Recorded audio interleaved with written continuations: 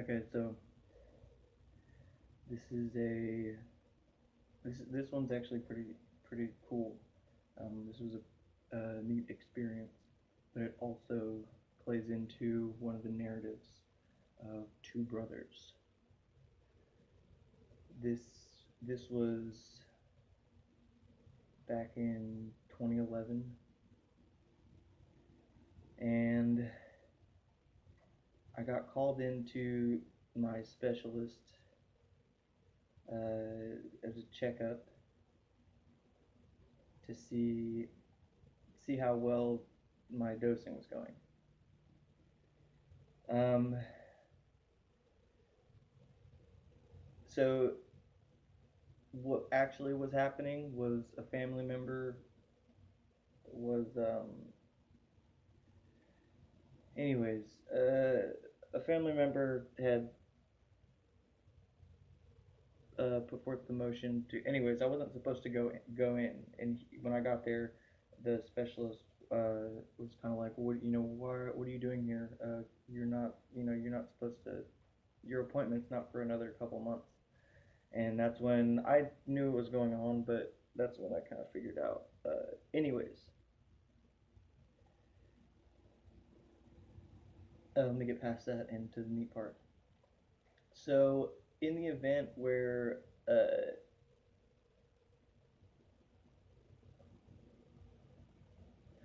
in that event, um, some interesting conversations took place, and then after the meeting, there was a phone call. This was in a doctor's office. Um, so the doctor picked it up. I think I was at the front desk paying my visitation fee or something, and I was addressed, and he said the counselor or the I think it was the counselor. He said the counselor's on the phone, and I said okay. So I went over and got on the phone, and it was a female voice. I, I that's what I remember, and what I recall is she asked me to pull out my insurance card, the insurance card that I had, and she said, "Look at the back." And I don't know what she asked something. She said, "What do you see?" And no, she said, "Look at your." She said something to the effect of, "Look at the card that you have for the insurance of the place that you're at." And then what I remember is looking at the top corner, and there was a gray diamond. Um, and she said it was interesting because it was like she knew I found it.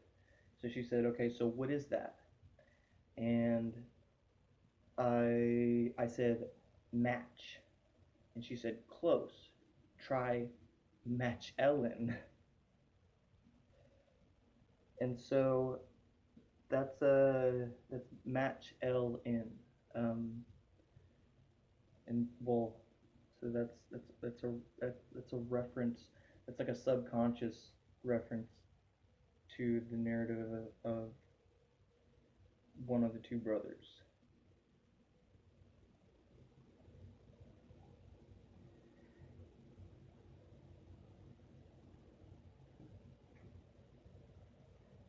L's and keys. I went through a phase of keys.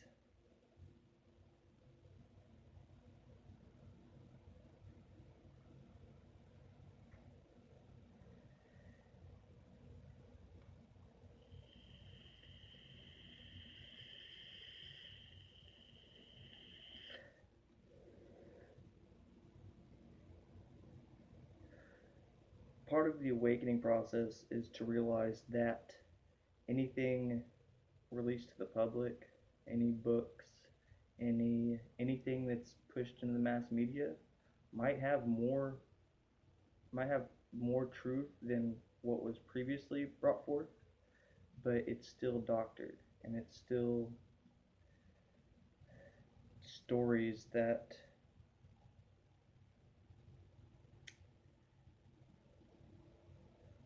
existed at another place in time, not here. This place is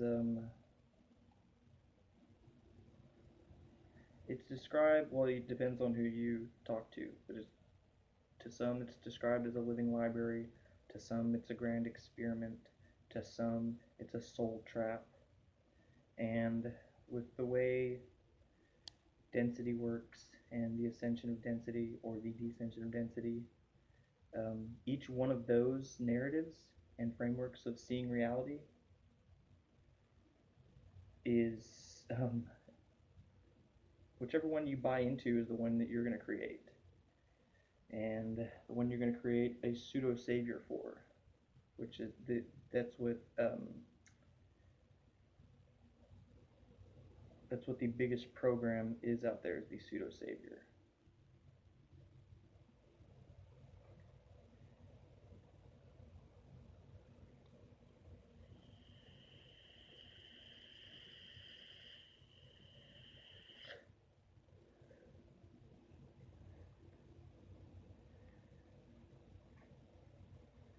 Oh, so to hit on one of the last videos I made, I was going into the Cameron Duncan uh, scenario and the technology that was used, but I did not stick on my point, and I deviated for a purpose. But to revisit that, so if we know that consciousness will manifest, consciousness can manifest with the right application. Um, so let's say, so they're basically releasing all this old information, things that you know gets us going, but it's not part of the wave or procession of present events and present standing of what's really going on.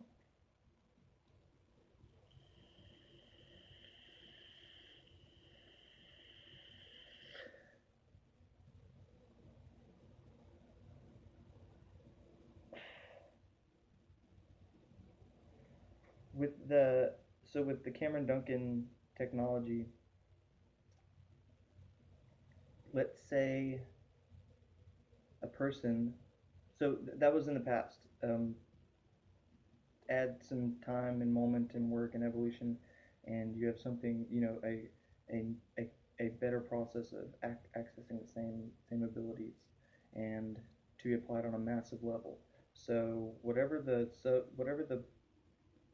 most repetitive subconscious tape is playing in the back of your head is what you're pushing to manifest for something that you don't know about. Um,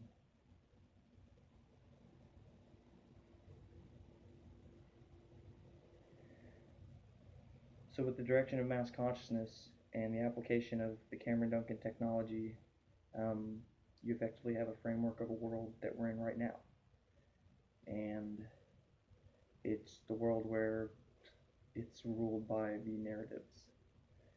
And they're waiting for certain individuals who have been groomed to take on titles so it can be played out in their way, so they can remain anonymous, and so they could remain anonymous. They're too far gone for that not to happen.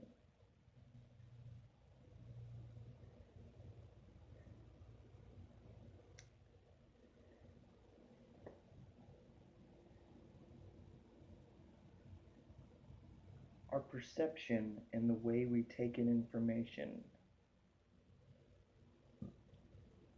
is changing, but also must be taken. We must take control of our own process. There's talks about genetic purification programs. Um, that's another tool to be used if applied correctly. Because if you look at this place and you look at yourself and the amount of interference and confusion that one is under, you come to the conclusion that um, our genetics are damaged. We're damaged. Your genetics were damaged. I don't mean to, well, I do mean to separate myself. That was part of one of the processes I chose to go through because of what I saw and what I chose to change for myself. It's a reassembling and new activation of your telomeres uh, in your uh, genetic code.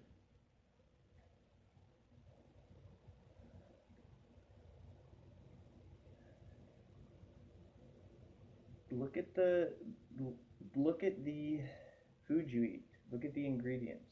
Don't pay attention to the calories. Look at the ingredients and the stuff that you don't know.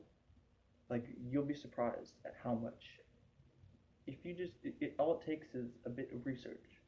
Go into your pantry or your fridge, grab a sauce, anything. Look at the ingredients and look up every one of those.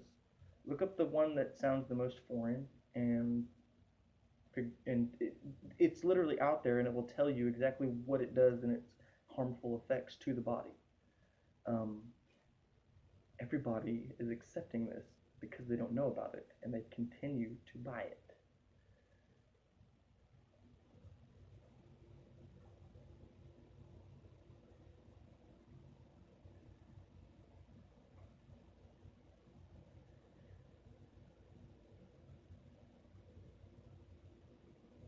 Just because certain individuals are disinformation agents doesn't mean that what they bring forth, all of what they bring forth, isn't true. Food being weaponized, that's playing out right now, and it's been playing out. It's not weaponized to. It's not. Of course, it's not weaponized to a point where you eat it and you die, but it's weaponized to a point where it creates enough dampering. Being put to sleep or being the zombie is it's like it's walking around with the dormant DNA. Well, it's not even dormant, it's incomplete because of how long people have been in this scenario and belief system and what they have chosen to live, the thoughts that they process. Now, you have to be able to differentiate the perspective of using technological terminology to convey information in the form of to communicate and to not get caught up in whether or not that's the AI. Um, Seeing your body as a computing system. What you put in, you get out, like a computer. What you type in, you print out. What you put through it, anyways. What you put in, you get out, and that applies to everything: information, environment, food, water, the way you speak, the words you use, the ignorance or the knowledge and or lack of knowledge used or not used behind those words, the intention behind what you speak for.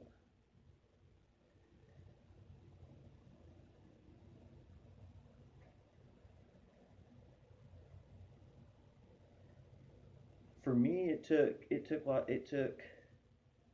um, it took quite a few years of severing information feeds, TV, radio, anything in the mass media, um, to part of the purification process.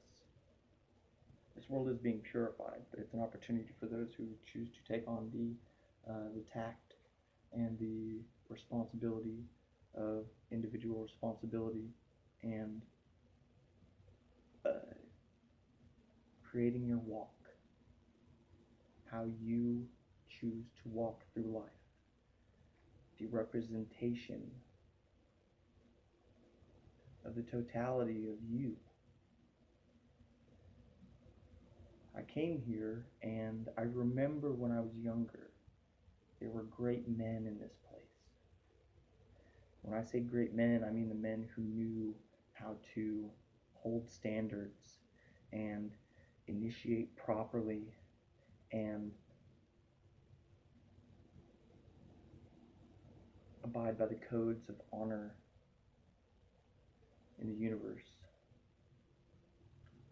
Honor is a representation of understood power, force, and influence. To take on an opponent, to learn yourself, instead of learning the destruction of another.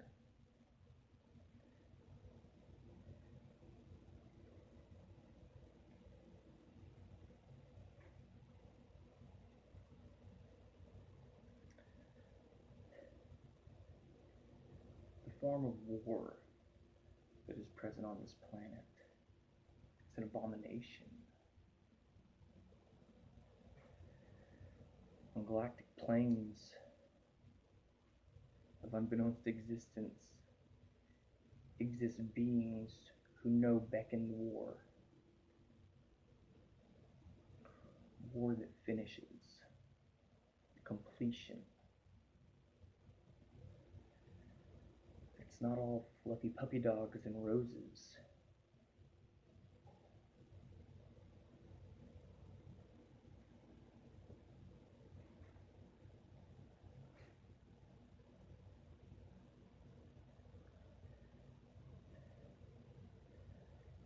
To be an advocate,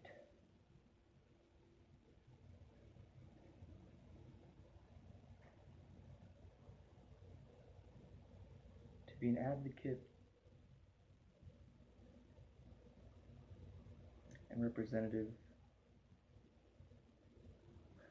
of what war should be and what it's coming to.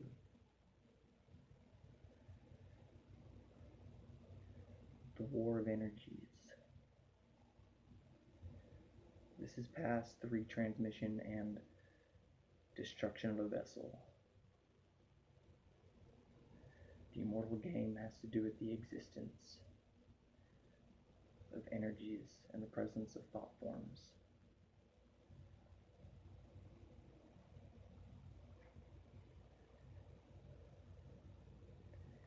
And the applied destruction of such. So that statement is spoken on a side. The destruction. The way that goes over is, to take out of existence. No. A patient and beckoned destruction is one side of balance. We think that the end of days is the end. Well, the more you think that, the more you will look for an end in which you will play out the never-ending story of being a slave. It's a transition to witness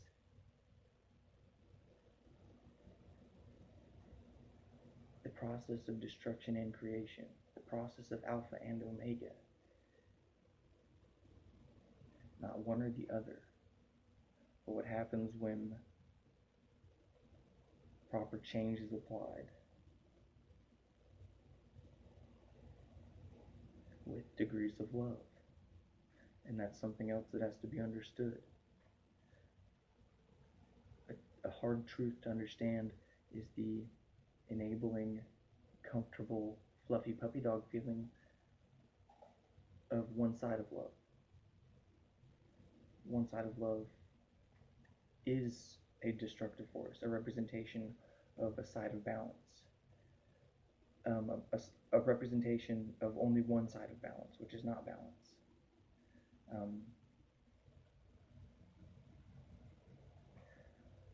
When you lack a balanced perspective, everything is against itself, everything is against you, and you create a world that you are against.